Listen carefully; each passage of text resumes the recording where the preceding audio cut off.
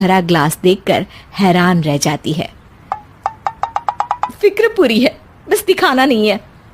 प्राची दूध पीकर सोने चली जाती है और अगली सुबह एक बार फिर सास बहू का कार्टून नेटवर्क स्टार्ट हो जाता है।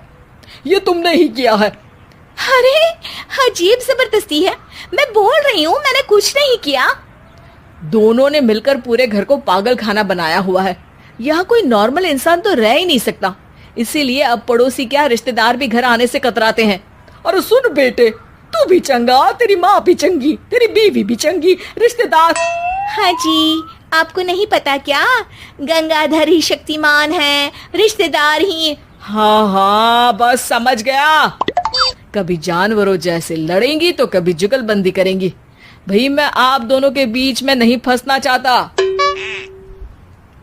सास बहू की इस मन मौजी जोड़ी से परेशान होकर श्लोक अपना सिर खुजलाता वहां से चला जाता है।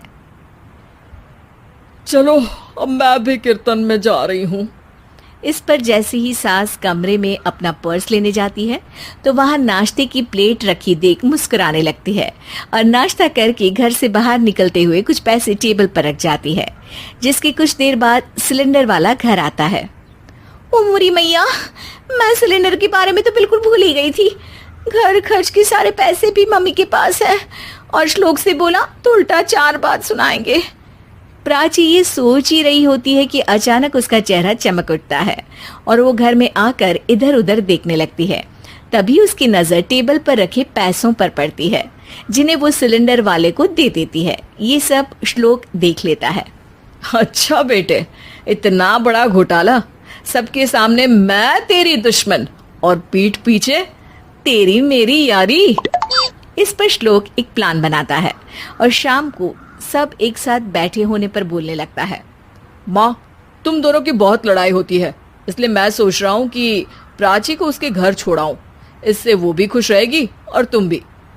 अचानक श्लोक की ये बात सुनकर सास बहू शौक से उसकी तरफ देखती है। अरे ऐसे कैसे घर छोड़ाओगे, मुझे कहीं नहीं जाना। अरे तुमने बोला नहीं पर मैंने सुन लिया, तुम्हें मम्मी के साथ रहना अच्छा नहीं लगता, मुझे पता है।